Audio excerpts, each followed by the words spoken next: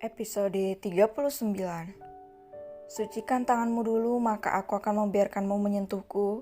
Malvin Abraham, sarkas Kim dengan nada penuh ketegasannya. Jangan lupa raut wajah datarnya. Malvin membulatkan manik birunya. Pria itu begitu tertegun akan ucapan sang istri. Suci kan? Lirih Malvin tanpa suara. Pria itu memundurkan tubuh lemasnya ke belakang. Netra biru terang itu kembali menatap netra indah Kim, menatapnya dengan linang air mata penyesalan. Dia sangat mengharapkan Kim akan luluh dengan keadaannya sekarang, tapi pria itu harus menelan kekecewaan saat netra birunya menatap raut wajah biasa nan datar Kim. Apakah sudah tidak ada lagi kesempatan buatku, Kim? Lirihnya dengan perasaan sesak. Malvin yang melihat Kim yang hanya terdiam kembali terisak di kedua telapak tangannya yang sedang ia gunakan untuk menutupi wajah menyedihkannya itu. Katakan dengan cara apa aku harus mensucikan tanganku? Tanyanya sambil menghapus air mata yang terus membanjir wajah maskulinnya itu. Katakan Kim, dengan cara apa aku harus mensucikan tanganku? Geram Malvin saat tidak mendapatkan jawaban dari Kim. Dengan darahmu, jawab Kim, dingin dan datar. Jawaban sarkas Kim sukses membuat mulut semua orang di ruangan itu menganga dan bola mata mereka melotot tidak percaya. Sedang Malvin hanya bisa bergeming dan menatap Kim tidak percaya. Kau serius, Kim? Tanya Malvin. Ya, aku serius. Apa kau sanggup? Jawab Kim enteng. Baiklah, aku akan melakukannya. Apapun akan aku lakukan demi mendapatkan kesempatan kedua darimu, Kim. Malvin menarik napas sebelum melakukan sesuatu yang dapat meyakinkan Kim kalau dirinya berhak mendapatkan kesempatan keduanya. Kim hanya mengedikkan bahunya acuh saat Jenny memberikan tatapan tajam kepadanya. Sedangkan Lot masih mencerna semua ucapan Malvin. Detik berikutnya Lot pun terpekik saat melihat Malvin mendekati dan meraih pecahan guci yang masih berhamburan di lantai. Apa yang kau lakukan, Malvin? Pekik Lot dan mencekal tangan Malvin yang mencoba melukai nadinya sendiri. Malvin yang sudah bertekad untuk mengambil hati Kim kembali, rela melakukan apapun termasuk melukai dirinya sendiri. Malvin berjongkok di depan pecahan guci itu. Dia meraih pecahan guci yang terlihat runcing bagian ujungnya. Malvin pun mendekatkan pecahan guci itu di pergelangan tangan yang terdapat pembuluh darah. Malvin siap untuk melakukan melukai pembuluh darahnya itu, tapi sebuah tangan halus mencegal tangan yang terdapat pecahan runcing itu dan pekikan Lot membuatnya gagal. Tak satu orang pun mencoba menghalangi Malvin berbuat nekat kecuali Lot. Kim, Jenny, dan Paman Leo hanya menatap tingkah Malvin biasa saja. Apa kau sudah gila, Malvin? Kau ingin melukai dirimu hanya untuk wanita arogan itu. Di mana akal sehatmu, Malvin? Ingat, kau adalah Malvin Abraham, pengusaha sukses di negara ini. Kau mempunyai kuasa dan uang untuk mendapatkan wanita yang lebih daripada Kimberly sombong itu. Bentak Lot geram. Lepas, Malvin menyentakkan tangan Lot dan mendorong kasar Lot. Aku akan melakukan apapun demi Kim dan aku tidak peduli dengan semua harta dan kekayaanku. Yang aku inginkan adalah Kim. Sentak Malvin yang tidak terima Lot mengacaukan niatnya. Jangan gila, Malvin.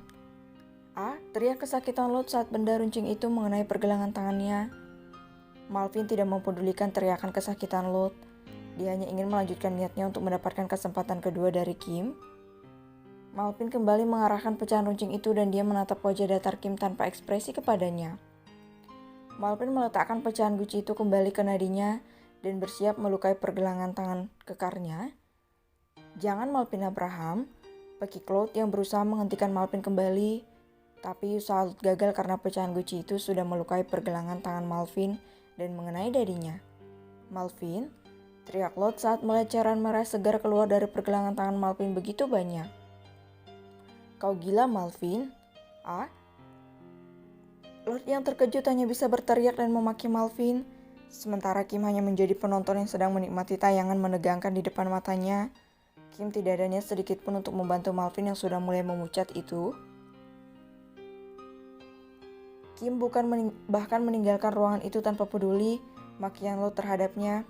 Dia hanya tersenyum miring, menoleh sekilas kepada Lot dan Malvin yang sudah lemas tak berdaya itu.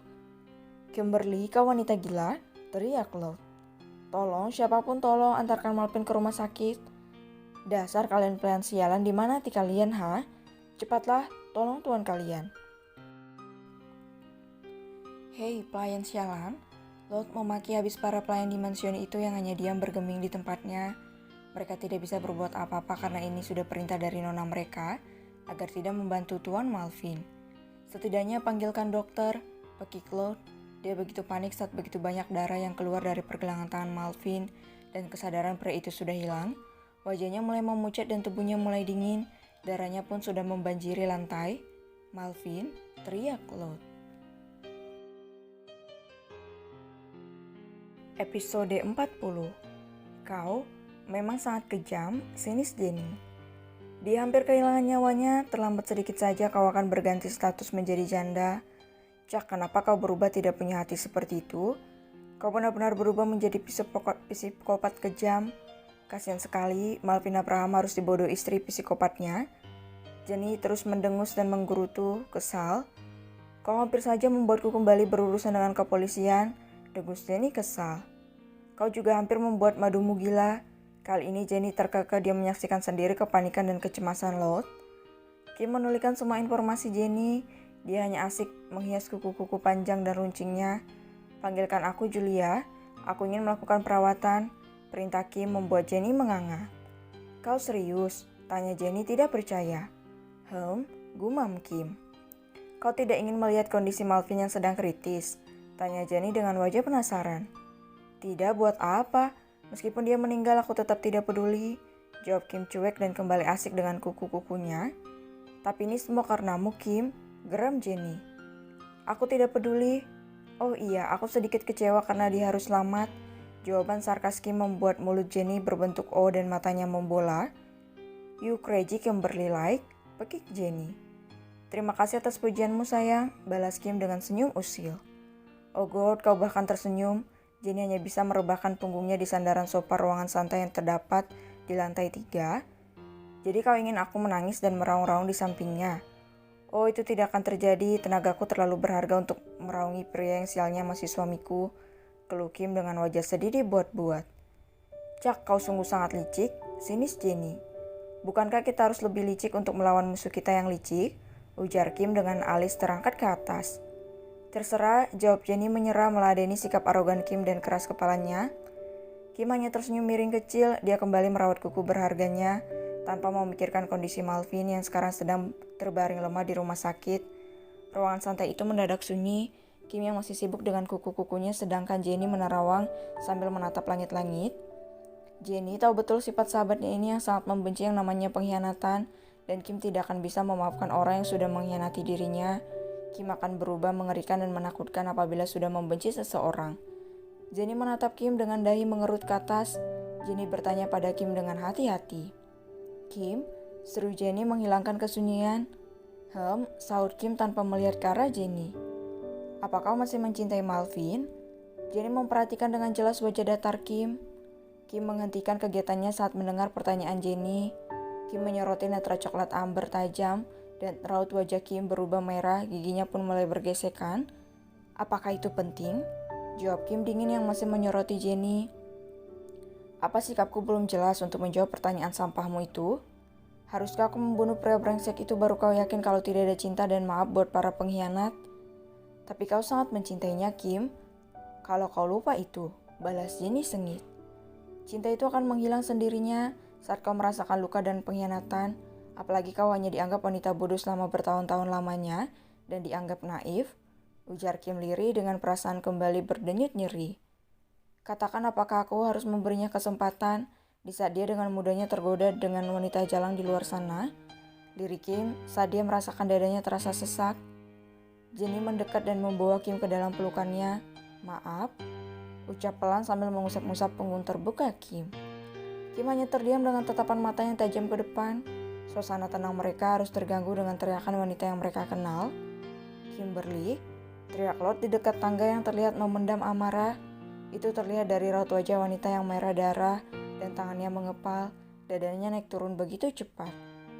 Dasar kau wanita tidak punya hati, kawannya wanita gila yang sangat mengerikan, pakik Lot sambil berjalan ke arah Kim yang hanya diam mendengar makian Lot. Kini Lot sudah berada 2 langkah dari Kim. Lot mengatur detak jantungnya dan menghela napas sesaat. Kau, tunjuk Lot kepada Kim dengan geram. Kim menarik sudut bibir ke atas seakan-akan wanita arogan itu sedang mengejek wanita menyedihkan di depannya. Why? Balas Kim santai. Jenny hanya diam dan mempersiapkan sikap waspada. Dasar kau wanita tidak tahu diri, istri durhaka, istri murahan tidak berguna. Hina Lot dengan teriakan lancang. Apa kau sudah puas melihat dan mendengar keadaan Malvin di rumah sakit? Dia hampir saja kehilangan nyawanya asal kau tahu, wanita sialan, teriak Lot di depan Kim. Seharusnya kau tidak banyak bertingkah, Kim, karena sekarang kau sudah tidak punya apa-apa lagi. Kau pasti akan mengandalkan harta Malvin nanti, karena sekarang dirimu sudah tidak memiliki kontrak pekerjaan lagi di negara ini. Dan aku sangat yakin kau akan memberikan kesempatan kepada Malvin, dan itu semua pasti karena harta Malvin. Tapi aku tidak akan membiarkanmu mendapatkan Malvin kembali, karena Malvin sekarang adalah milikku. Jadi jangan harap kau bisa mendapatkan Malvin kembali, Kimberly Light. Ucapan penuh amarah Lot hanya membuat Kim tersenyum cantik, yang membuat Lot menjadi lebih meradang. Seharusnya kau juga berterima kasih padaku karena belas kasihku. Kau bisa keluar dari sel tahanan dan aku bisa saja menjebloskanmu kembali ke dalam sel. Jadi kau bisa membayar kebebasanmu dengan mansion ini. Dan pergilah dari sini karena aku sangat membenci dirimu. Perkataan Lot membuat sikap waspada Jenny bertambah saat melihat tangan Kim mulai mengepal dan raut wajah menakutkan Kim sudah terlihat. Kim berjalan sedikit demi sedikit ke arah Lot. Lot memundurkan tubuhnya yang tiba-tiba bergetar takut saat melihat tatapan mengerikan Kim. Kim terus maju mendekati Lot sehingga tubuh Lot membentur dinding di belakangnya. Kim tersenyum menyeringai yang membuat wajah Lot berubah pucat dan tangannya sudah berkeringat. Menjauhlah, ujar Lot gugup. Kim mengurung tubuh Lot di dinding dan tubuhnya sudah berkeringat dingin. Mana keberanian yang kau tunjukkan padaku tadi, Lot? Tanya Kim sambil membelai wajah Lot yang belum terlihat sempurna. Ternyata bekas ukiranku masih terlihat di wajahmu. Apakah ukiranku kurang jelas di wajahmu, Lot? Kau ingin menambahnya? Kalau kau mau dengan senang hati aku akan melakukannya. Tawar Kim sambil menyusuri wajah Lot dengan kuku-kuku panjangnya.